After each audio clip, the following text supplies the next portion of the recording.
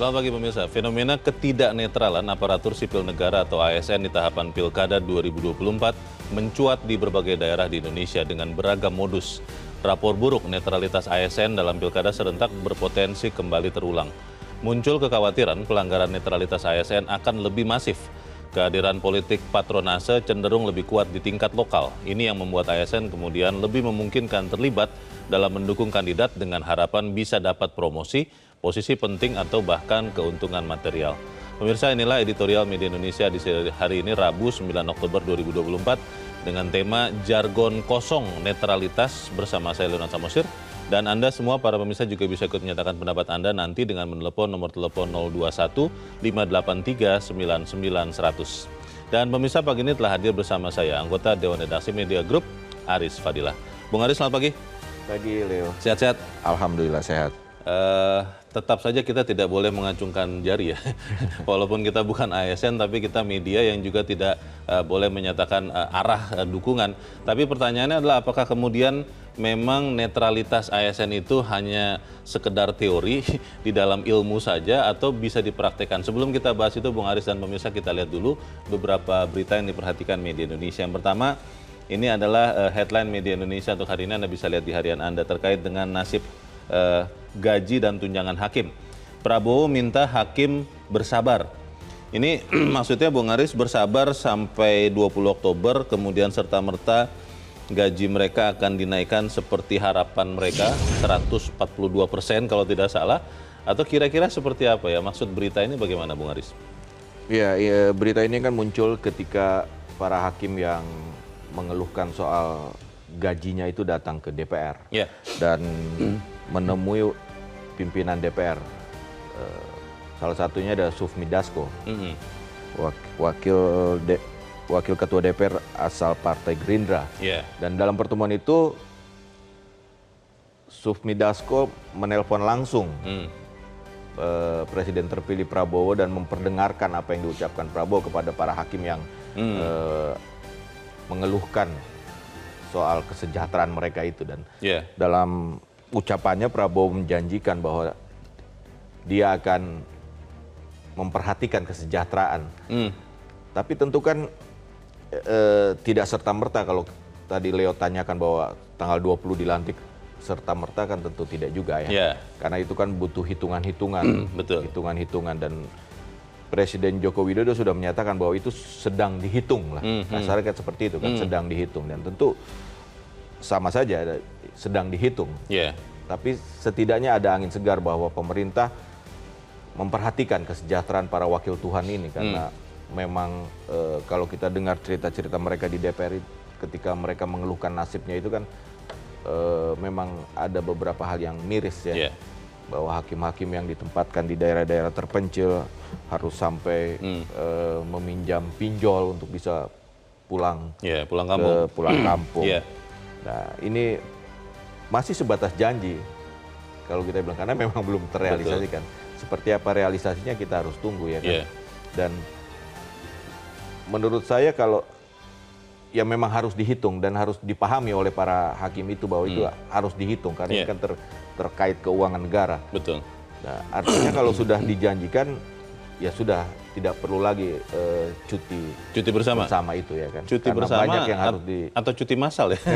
Karena kalau cuti bersama katanya kan kalau hari libur kejepit ditambah pemerintah. Cuti massal. Tapi sampai tanggal 11 Oktober nih Bung Aris, sekarang tanggal 9 masih ada sisa 3 hari ya.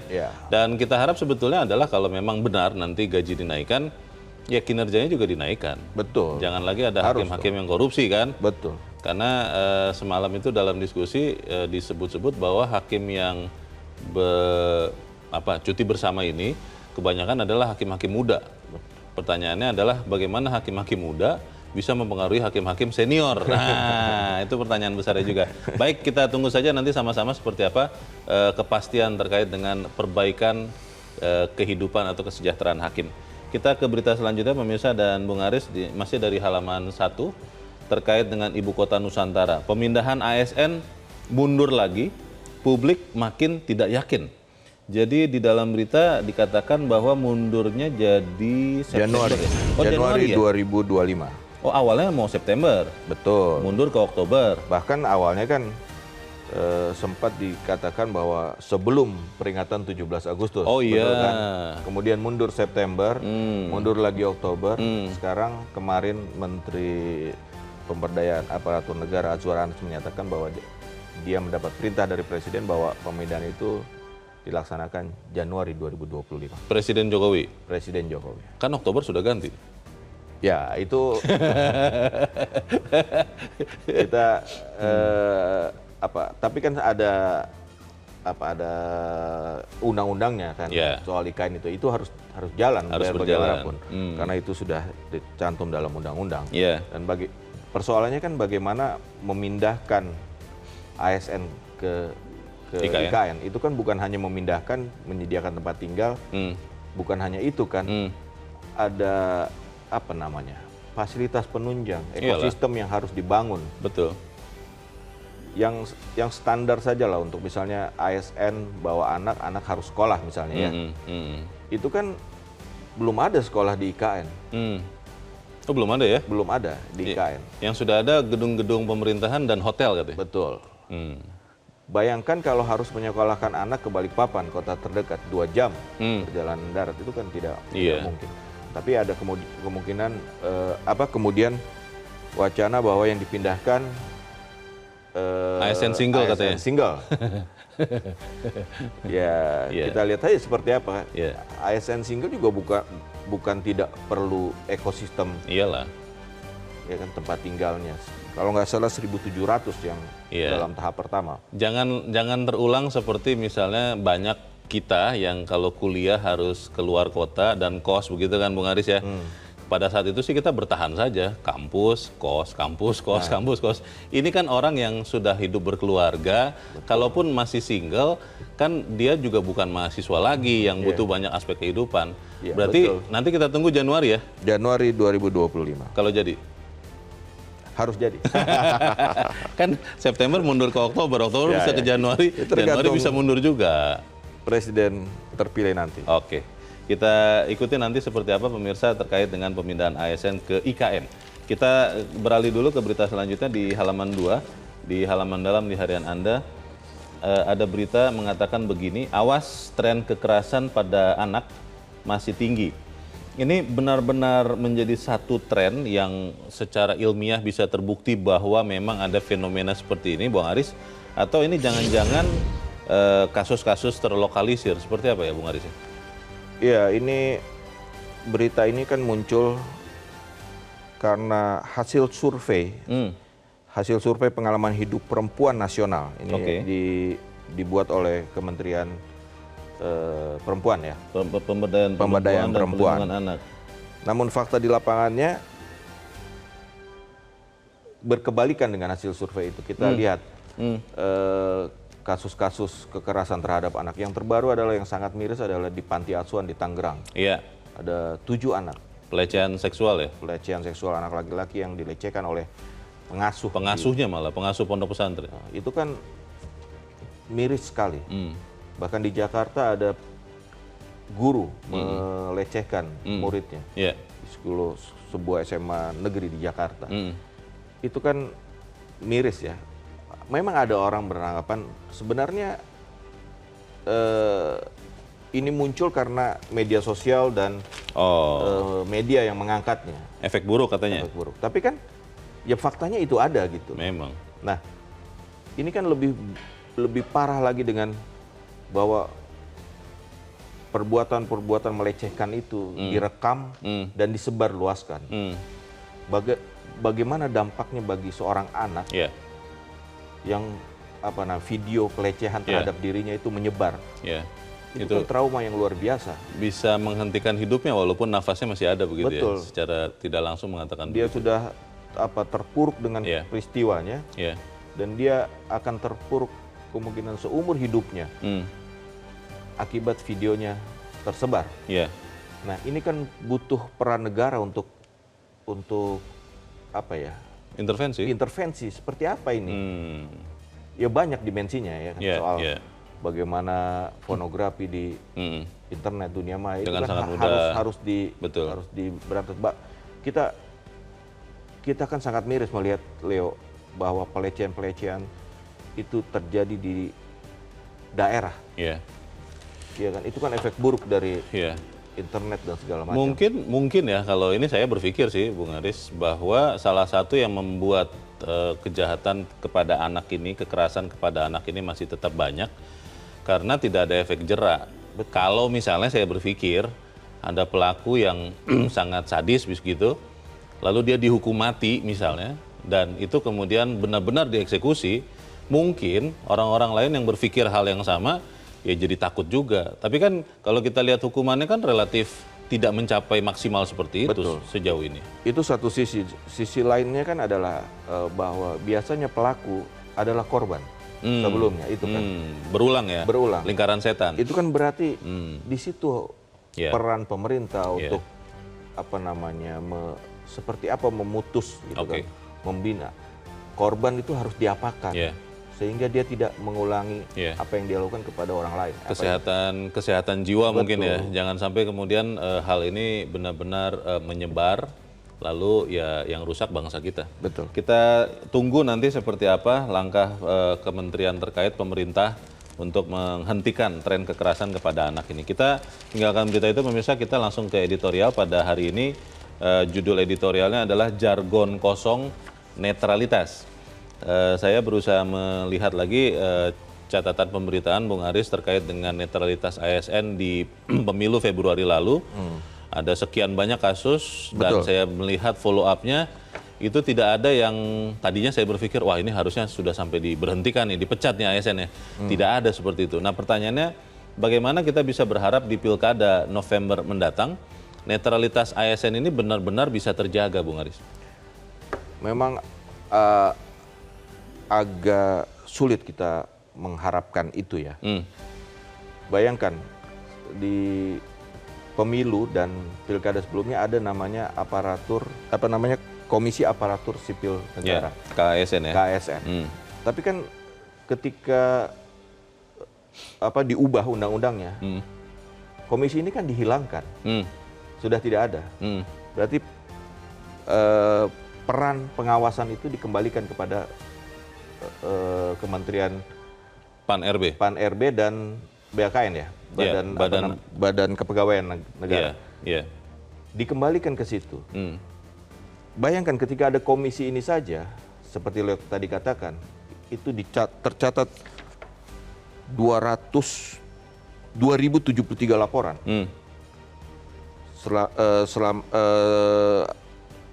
Sepanjang periode penyelenggaraan Pilkada serentak 2020, 2.073 laporan. Dari data tersebut, hanya 77,5% yang sudah terbukti melakukan pelanggaran. Terbukti. Dan yang disanksi 1.420. Sanksinya apa? Tidak menimbulkan efek jera. Betul. Dan kita katakan gini, di daerah ketika satu ASN berpihak, tapi orang yang dia dukung, kemudian jadi, apa sanksinya berjalan? Malah dibalik ya. Nah, itu kan. Dosanya malah jadi sesuatu yang bersifat pahlawan begitu kan, dapat promosi dianya. Betul. Pertanyaan besarnya adalah apakah kemudian hal ini akhirnya kita harus terima begitu saja? Apakah kemudian kita harus menerima Bawaslu, Panwaslu itu ya pura-pura melaksanakan tugasnya, tapi kemudian tidak bisa menghentikan ketidaknetralan ASN. Kita akan bahas itu, Bung Aris, dan pemirsa, inilah editorial Media Indonesia untuk hari ini, Rabu 9 Oktober 2024, Jargon Kosong Netralitas.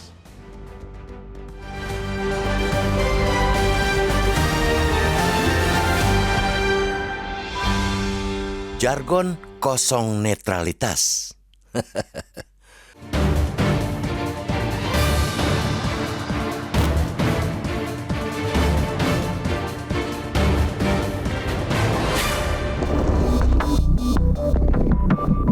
Fenomena ketidaknetralan aparatur sipil negara atau ASN pada tahapan Pilkada 2024 mencuat di berbagai daerah di Indonesia dengan beragam modus. Masifnya pelanggaran netralitas selalu menjadi tren yang tidak pernah padam dalam setiap kontestasi demokrasi lokal. Jika menilik ke belakang, tercatat 2.304 laporan pelanggaran netralitas ASN pada gelaran Pilkada 2020 yang masuk ke Komisi Aparatur Sipil Negara. Sebanyak 1.596 ASN atau 78,5% terbukti melanggar. Kemudian 1.373 atau sekitar 86% laporan telah ditindaklanjuti. Rapor buruk netralitas ASN dalam pilkada serentak potensial kembali terulang dalam perhelatan yang sama tahun ini. Badan Pengawas Pemilihan Umum atau Bawaslu Republik Indonesia menyebutkan banyak temuan pelanggaran pada pilkada 2024 di beberapa daerah, terutama terkait dengan netralitas ASN dan kepala desa. Bahkan muncul kekhawatiran pelanggaran netralitas ASN akan lebih masif jika dibandingkan dengan gelaran pemilu atau pilpres awal tahun ini. Pasalnya, relasi kuasa antara pejabat dan ASN di daerah lebih dekat dan kuat. Faktornya banyak, mulai dari kedekatan personal yang lebih tinggi calon kepala daerah tertentu dengan ASN, pengaruh dan tekanan petahana dalam pilkada, hingga kekuatan petahana memegang kekuasaan administratif. Itu semua bisa mempengaruhi netralitas ASN secara langsung.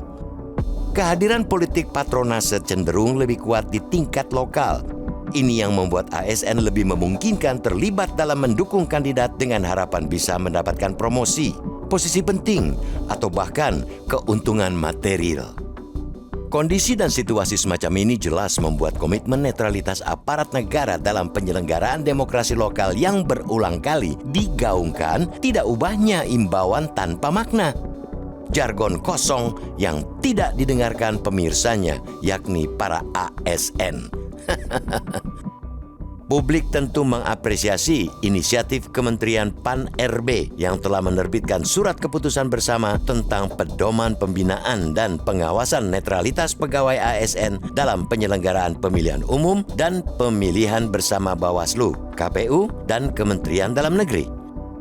Mekanisme pelaporan juga telah disiapkan lewat situs web pengawasan dan pengendalian Badan Kepegawaian Negara atau BKN. Itu bisa menjadi sarana bagi publik untuk berpartisipasi menegakkan netralitas ASN dengan melapor bila menemukan ASN yang melanggar. Akan tetapi, sebagus apapun sistem pelaporan dibangun, itu tidak cukup menjamin netralitas selama sisi penanganannya tak serius. Dari pengalaman pilkada sebelumnya, penanganan selalu menjadi persoalan sendiri. Kurang efektifnya penanganan laporan atau temuan praktik pelanggaran netralitas ASN tampak sebagai formalitas belaka. Belum lagi pemberlakuan sanksi yang dapat dikatakan jauh dari kata tegas dan konsisten. Walhasil, penindakan tidak menimbulkan efek jera bagi pelanggar netralitas ASN. Bahkan, seperti yang selama ini kerap terjadi, ada yang sudah terkena sanksi tapi tetap dapat promosi jabatan lantaran kandidat yang didukungnya menang di pilkada. Untuk itulah, dalam pilkada kali ini, penyelenggara dan pengawas tak boleh lagi lembek dalam penindakan. Mereka mesti tegas dan memberikan sanksi maksimal bila memang terbukti ASN melakukan pelanggaran. Bentuknya bisa macam-macam, seperti penurunan pangkat atau selama sekian tahun tak menempati posisi penting di jabatan struktural di pemerintahan. Hari ini sangat penting agar dapat menjadi tonggak sejarah penegakan netralitas ASN dalam pilkada. Prinsip netralitas harga mati, jangan sampai diplesetkan menjadi netralitas untung rugi.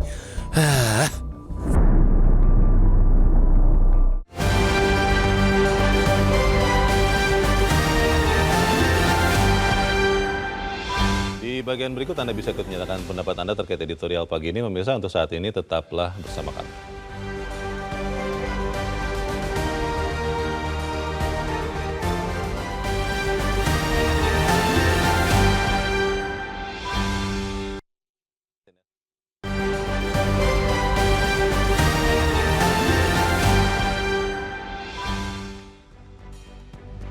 Terima kasih pemirsa, Anda masih bersama kami di Editorial Media Indonesia. Dan sebelum kita lanjutkan diskusi kita, Bung Aris, kita mau bertanya dulu. Saat ini kita sudah tersambung lewat saluran telepon dengan anggota Badan Pengawas Pemilu atau Bawaslu, Puadi.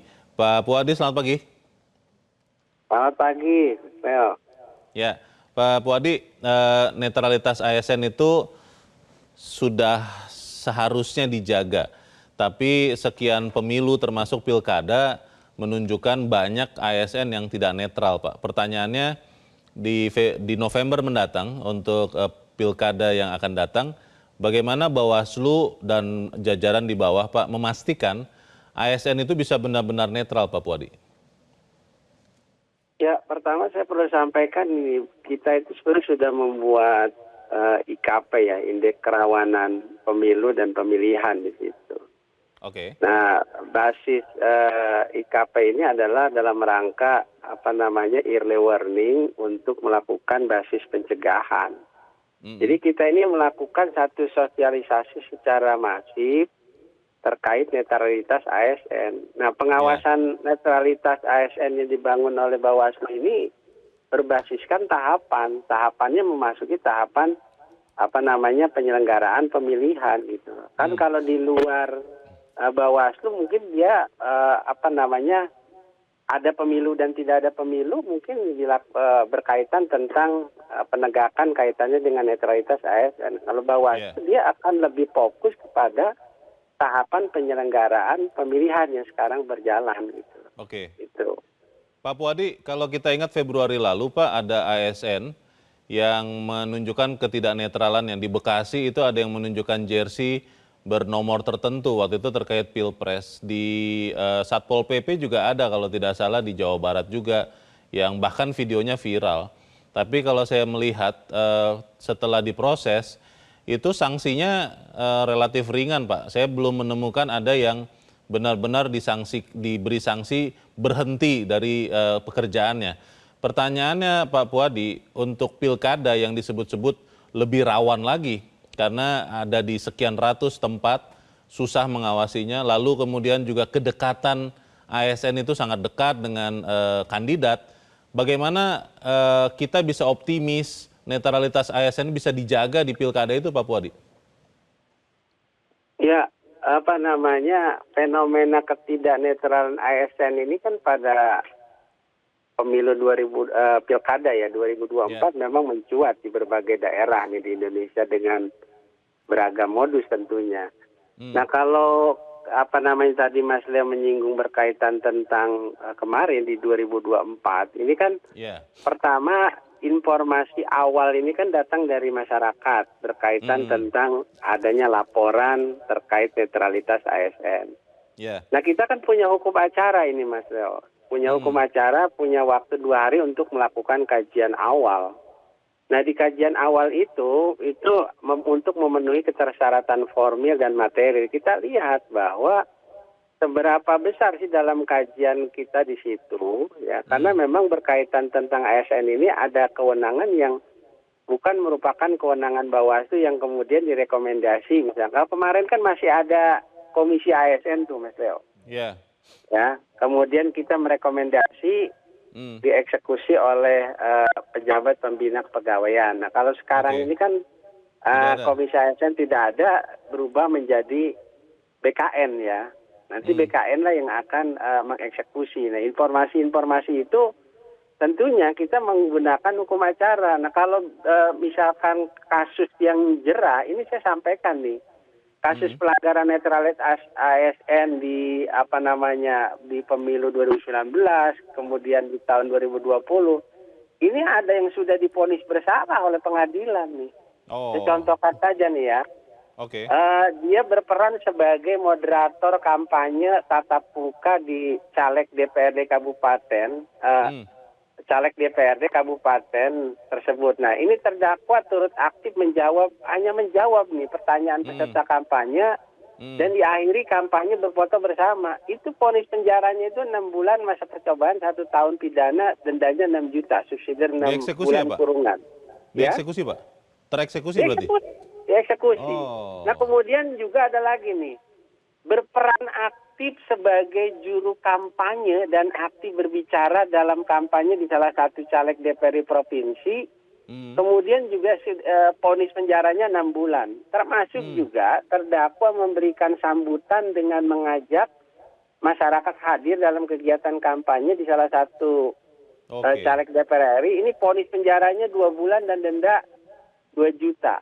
Ini banyak kasus, termasuk juga nih ada kasus nih, seorang lurah di Konawe Selatan, dia mengirim pesan WhatsApp grup yang isinya bermuatan mendukung salah satu pasangan calon, itu divonis bersalah, dihukum pidana penjara 1 bulan.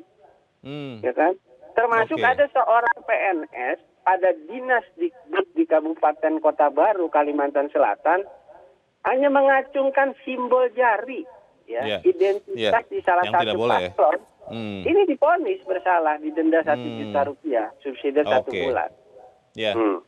Jadi memang ada penegakan hukum kepada ASN yang tidak netral, maksud Pak Puadi begitu ya? Ya, betul. Pak, bagaimana kalau kemudian saya tanya yang sederhana saja Pak, personilnya Bawaslu dan turunan-turunannya ke bawah itu cukup tidak Pak untuk mengawasi pilkada November ini? Karena ini kan sekian ratus tempat serentak ini Pak Puadi. Ya, betul. Ya pertama kita kan sudah menyiapkan perangkat ya berkaitan tentang peningkatan kualitas SDM kita, kemudian meningkatkan kualitas pengawasan kita, termasuk juga meningkatkan kualitas penanganan pelanggaran kepada jajaran kita. Nah, karena di setiap levelnya, mulai dari tingkat provinsi, kabupaten, kecamatan, kelurahan, sampai di tingkat TPS, itu kan ada pengawas pemilu. Nah, untuk itu ya, ini pintu masuk penanganan pelanggaran ini kan ada 2 hal ini, Mas Leo. Bisa masuk ke temuan, kemudian masuk juga ke laporan. Temuan itu apa? Pengawasan aktif, pengawas pemilu. Jadi kalau misalkan ada ASN yang tidak netral di tahapan, misalkan di tahapan kampanye, ya tentunya pengawas pemilu mendapatkan informasi awal, ya dia lakukan penelusuran, pendalaman untuk memastikan apakah ada dugaan pelanggaran atau tidak. Oke. Jadi di pilkada mendatang semangat untuk menegakkan netralitas ASN itu sudah lebih kuat ya Pak dibandingkan Februari lalu Pak Puadi? Sudah lebih kuat, kita harus lebih siap ya. Ya kebetulan ini juga Perbawaslu 9 pasca perubahan Perbawaslu 8 terkait penanganan pelanggaran kita sudah siap. Kemudian juga ada peraturan bersama nih Mas Leo antara kepolisian dan kejaksaan. Jadi ada peraturan bersama inilah yang ketika ada penindakannya di Sentra Gakumdu kita sudah siap untuk mengeksekusi ketika ada dugaan pelanggaran. Pak Puadi, Bawaslu tidak takut ya Pak kepada kekuatan apapun untuk menegakkan aturan netralitas ASN ini, tidak takut ya Bawaslu ya Pak Puadi ya? Ya kita harus siap, memang ini menjadi tugas dan kewenangan Bawaslu. Ketika ada dugaan pelanggaran ya kita melakukan penegakan hukum dalam rangka mengafirmasi keadilan. Baik, kita tunggu Pak bagaimana menjaga netralitas ASN ini. Kalau perlu disanksi dengan keras, misalnya harus memberhentikan, lakukan saja. Terima kasih anggota Badan Pengawas Pemilu Puadi, Pak Puadi sudah mencerahkan kami. Selamat pagi Pak. Kalau mendengar beberapa sampel yang tadi diceritakan Pak Puadi, Bung Aris, saya jadi berkeyakinan, berpengharapan. Tapi pertanyaannya adalah, pilkada ini kan lebih dari 500 tempat serentak. Kemudian tahapannya itu kan tantangannya masing-masing. Bagaimana kita yakin bahwa Bawaslu dan turunannya bisa benar-benar menjaga khususnya netralitas ASN ini? Ya, pertanyaan Leo tadi menarik bahwa ini adalah pilkada terbesar sepanjang sejarah, 500 sekian. Bagaimana mengawasinya? Bawaslu kan harus siap itu. Dan tadi lagi sudah tidak ada lagi komisi ASN itu. Komisi ASN itu kan gini loh. Itu baru diputuskan belum lama ya, 2023 kalau nggak salah, tahun lalu bahwa komisi itu dihilangkan. Ketika komisi itu ada saja, ya komisi itu kan salah satunya mengawasi netralitas ASN. Ketika komisi itu ada saja, komisi itu tidak punya wewenang penindakan, hanya melaporkan, dan merekomendasikan kepada presiden. Nah, sekarang bukannya komisi itu revisi undang-undang ASN itu ketika direvisi bukannya komisi ini diperkuat, misalnya dengan bisa mensanksi. justru dihilangkan. Ini kan memperlonggar orang ASN untuk melakukan ketidaknetralan itu. Dan kita tadi bicara ya bahwa ini lebih dahsyat mungkin daripada Pilpres karena apa? Karena di daerah itu kan kedekatan ASN dengan calonnya itu kan dekat. Lebih dekat lagi. Lebih dekat. Iya. Hubungan kekerabatan, hubungan atasan bawahan. Itu lebih dekat. Ketimbang pada saat Pilpres atau Pileg yang lalu di Februari. Itu yang pengawasannya berarti kan mesti lebih. Nah, di mana Bawaslu ya kan? Bawaslu itu kan ada prosesnya, jenjangnya tadi. Iya, tadi dikatakan 2 hari loh. Untuk memprosesnya Bawaslu 2 hari, saya pikir 500 lebih tempat. Betul. Kalau kita bicara Bawaslunya di Jakarta, kejadiannya di Papua misalnya, terbangnya saja kan pergi pulang 1 hari. Memang ada Bawaslu di daerah. Di daerah. Ya. Tapi kan itu prosesnya. Iya. Jadi memang luar biasa ini pilkada serentak Indonesia ini. Kita yang berharap, saya tadinya berharap sebetulnya Bung Aris bahwa ada satu pemberitaan masif terkait dengan sanksi kepada ASN yang tidak netral. Tadi Pak Puadi mengatakan ada beberapa orang. Saya rasa masyarakat tidak terlalu sadar bahwa memang ada sanksi pidana seperti tadi. Pertanyaannya adalah bagaimana kita bisa memberikan ketakutan bagi ASN di seluruh Indonesia sehingga mereka tidak main-main dengan ketidaknetralan itu. Iya. Tadi terus terang kita baru dengar bahwa ada yang divonis. Penjara lagi. Penjara. Pidana. Dilaksanakan atau tidak. Iya. Tapi kan kita tidak tahu. Berarti kan itu ada fungsi lain. Selain melakukan pengawasan, menerima laporan. Ada ini. Ini kan harus diberitakan, harus disampaikan. Ini loh ada yang kita bersyukur sekali tadi Pak Puadi menjelaskan bahwa ternyata ada loh yang dipidana.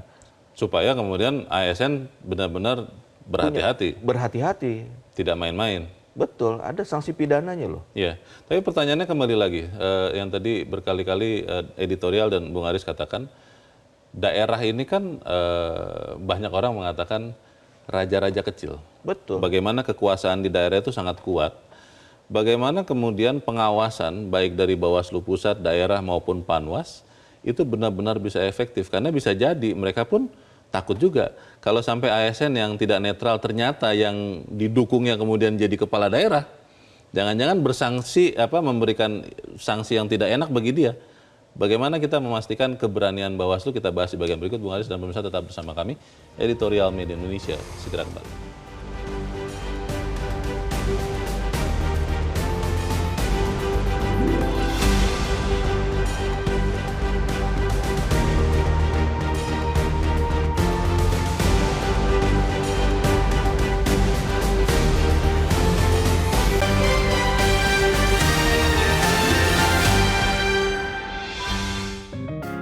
Media Indonesia mengajak Anda untuk mengakses fitur premium e-paper. Dengan sajian konten berbasis intelektual dan meneguhkan kebangsaan, Media Indonesia tampil dengan lebih dinamis melalui e-paper Media Indonesia yang dapat Anda akses kapan saja, di mana saja. Caranya mudah, download aplikasi Media Indonesia di Android atau ketik link e-paper.mediaindonesia.com atau bisa scan QR Code pada layar kaca Anda. Klik tab e-paper di bagian samping layar tablet Anda, daftarkan data diri, serta pilih paket berlangganan e-paper Media Indonesia sesuai dengan kebutuhan Anda. Nikmati juga bonus spesial tambahan 4 halaman rubrik fokus setiap hari. Semua bisa Anda dapatkan hanya di e-paper Media Indonesia. Untuk informasi lebih lanjut, hubungi customer service di nomor 0811 1201 2018 atau kunjungi media sosial @mediaindonesia. Media Indonesia, referensi bangsa. Terima kasih Anda masih bersama kami di Editorial Media Indonesia, pemirsa. Dan sebelum kita lanjutkan lagi diskusi kita, Bung Aris, kita mau mendengar dulu bagaimana pemirsa Metro TV melihat apakah memang netralitas ASN ini bisa ditegakkan atau memang hanya jargon kosong. Kita sudah tersambung dengan pemirsa Metro TV di Ambon, Maluku, ada Pak Poli. Pak Poli, selamat pagi. Iya. Selamat pagi Pak Leo, Mas Adi, selamat pagi. Selamat pagi, silakan Pak Poli, pendapat Anda Pak, singkat padat saja.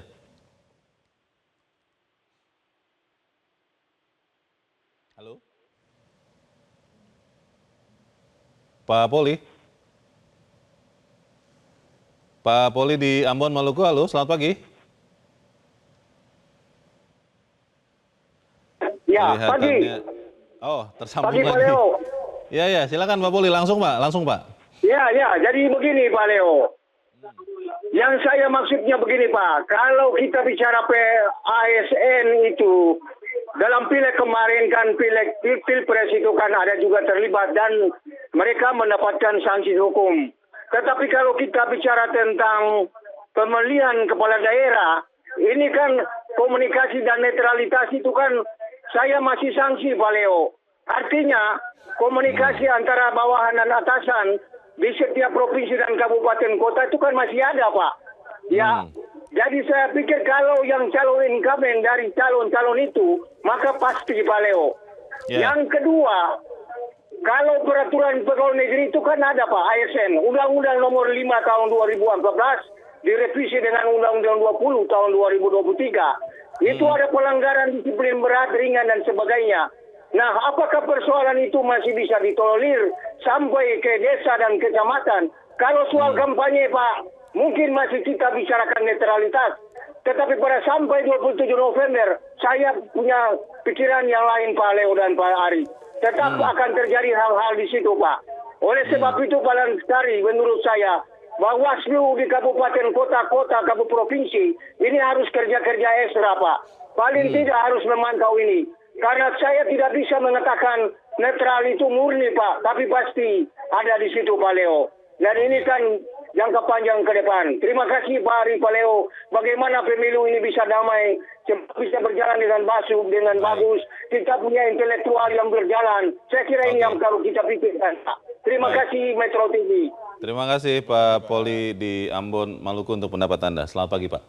Di belakang Pak Poli ada Pak Bion di Mataram, Nusa Tenggara Barat. Pak Bion, selamat pagi. Selamat pagi Bung Leo, Mas Haris. Selamat pagi Bang Haris. Bung Leo, selamat pagi Pak Bion. Silakan Pak pendapat Anda Pak. Baik, Bang Leo, Bang Haris, selamat pagi. Jadi begini, kita coba mengkaji kembali Bung Leo dan Mas Haris. Tidak saja dalam konteks pelanggaran ASN dalam tingkat pilkada, pilpres, dan bagaimana penegakan law enforcement ketika institusi Panwas ini melakukan proses penegakan hukum. Pidana pemilu adalah berlaku azas lik spesialis derogat lik liberalis. Dan ini bukan extraordinary crime.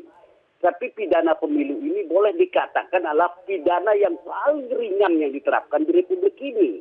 Nah, persoalannya adalah ini tidak membuat bagi ASN, membuat untuk efek jera bagi putusan majelis yang terhormat, majelis hakim yang terhormat. Jadi, di dalam segala lini kehidupan kita ini, Bung Leo, Bang Hari, semua aspek kehidupan dilanggar oleh pemegang decision maker yang ada di Republik ini. Nah, konsistensi kita di dalam penegakan law enforcement dalam konteks trash benefit, maka di sini ada sebuah punishment yang jelas dalam konteks justifikasi yuridis tentunya. Itu satu. Baik. Lalu yang kedua, Bung Leo, Mas Haris, Bang Haris, kita ini selalu melihat bahwa proses peradaban budaya, katakan budaya korupsi, budaya KKN ini, aturan apa yang tidak kita buat di Republik ini. Tapi sekarang moralitas pejabat ini, Pak, Bung Leo, Bang Haris, moralitasnya yang sudah tidak ada. Sumpah jabatan itu hanya menjadi dagelan mereka. Tapi mereka langgar sumpah jabatan, undang-undang dia langgar. Tapi ini juga jalan saja di parlemen. Ini yang kedua. Lalu yang ketiga sekarang, mari kita kibarkan bendera dalam seluruh lini. Adik-adik kami mahasiswa, kita semua gerakkan kelompok pro-demokrasi itu melawan kezaliman ini, Bung Leo, Bang Haris. Terima kasih. Waalaikumsalam. Waalaikumsalam. Terima kasih Pak Bion di Mataram, Nusa Tenggara Barat. Selamat pagi Pak. Dua pemirsa, Bung Haris, kelihatannya sama-sama sanksi ya. Sanksi. Bahwa ASN itu bisa netral dan kemudian ASN yang tidak netral benar-benar diberikan sanksi yang memberikan efek jera. Ini kalau melihat fakta ini, semoga tidak semua orang Indonesia berpikir seperti ini. Tapi kalau ternyata banyak kita melihat seperti ini, artinya kita akan melihat ketidaknetralan ASN nyata-nyata nanti di Pilkada November. Betul.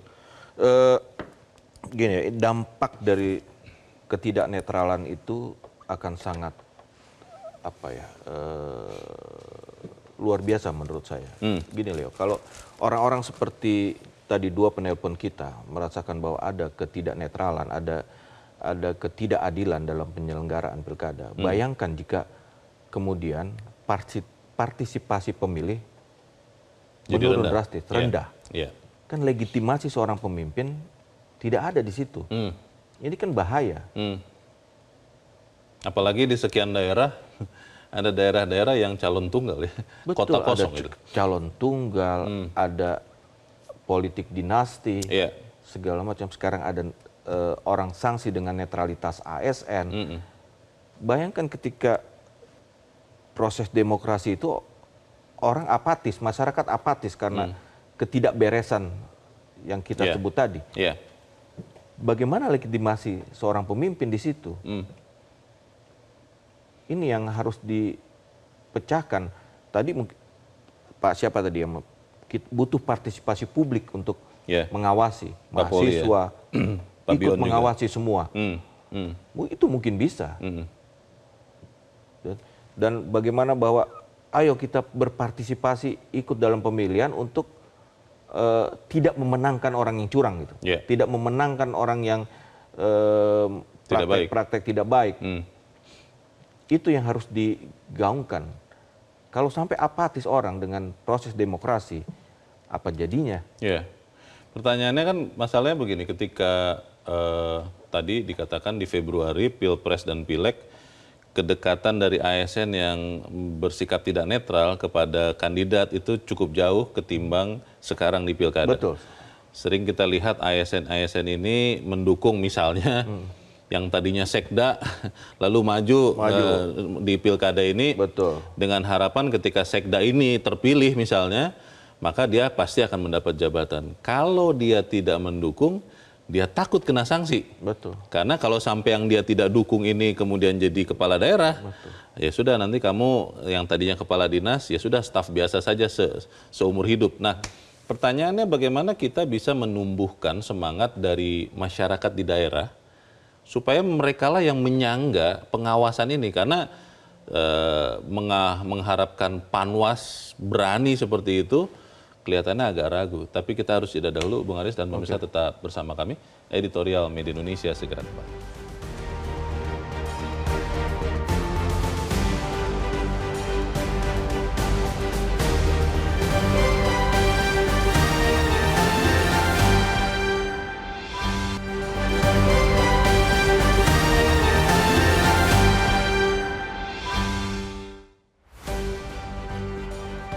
Terima kasih pemirsa, Anda masih bersama kami dan kita ada di bagian akhir dari diskusi kita pagi ini. Bung Aris, kalau saya tarik ke skop yang lebih luas, kita sempat mendengar bahwa ada pemeo mengatakan kalau tidak viral tidak diusut.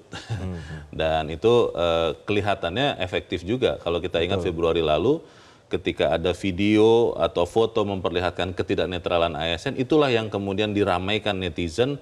Dan akhirnya Bawaslu, Panwaslu bergerak begitu. Nah, pertanyaannya dalam konteks Pilkada November mendatang, apakah kita masih bisa berharap kepada rakyat di masing-masing daerah yang mengawasi, yang memfoto, yang memvideokan dengan handphone mereka dan memviralkan supaya kemudian ketidaknetralan ASN ini tertangkap nyata sehingga tidak bisa lagi ngeles begitu, itu hanya salah persepsi. Bagaimana kita mendorong rakyat di daerah 500-an lebih daerah pilkada ini benar-benar mau peduli kepada masa depan daerahnya? Ya, kita muncul di sini membicarakan ini, itu adalah bagian dari untuk menyadarkan masyarakat bahwa peran mereka penting dalam proses demokrasi yang akan datang di pilkada. Mereka punya peran penting untuk menghasilkan pemimpin yang negarawan, yang memang berkualitas untuk bisa memajukan. Nah, kalau memang media sosial itu menjadi bagian dari fungsi pengawasan, mengapa tidak? Pakai saja. Pakai saja. Asal jangan fitnah, jangan black campaign, jangan hoax. Jangan bohong ya? Jangan bohong. Kalau itu menjadi bagian yang memang harus kita jalankan sebagai fungsi pengawasan, kita jalankan. Ambil gambarnya, direkam, sebarkan, tapi bukan fitnah ya. Itu yang penting. Tapi pertanyaannya adalah begini, di konteks yang nasional, tidak dalam konteks pilkada, kita pernah ingat ada anak muda yang memviralkan kondisi jalan yang buruk di Sumatera. Itu memang kemudian jalan itu diperbaiki segera. Bahkan kalau tidak salah orang tertinggi di Republik ini langsung datang begitu. Tapi tidak lama setelah itu kalau kita dengar-dengar pemberitaan, ada intimidasi kepada anak muda ini sehingga kemudian dia ya jadi takut, jadi tidak lagi mau memviralkan apapun.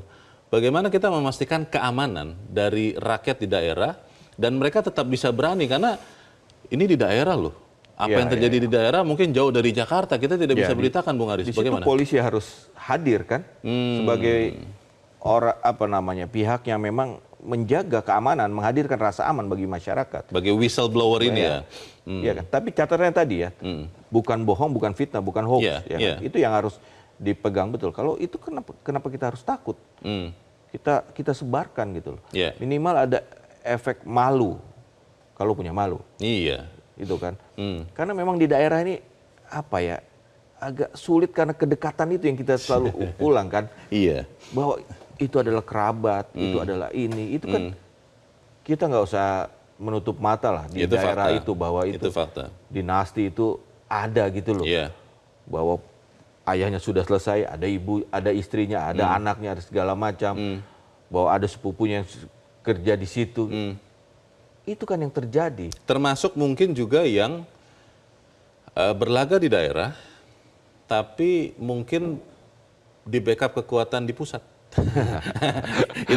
itu pertanyaan juga, apakah kemudian rakyat satu, ASN 2, lalu Bawaslu baik di pusat maupun daerah berani menindaknya?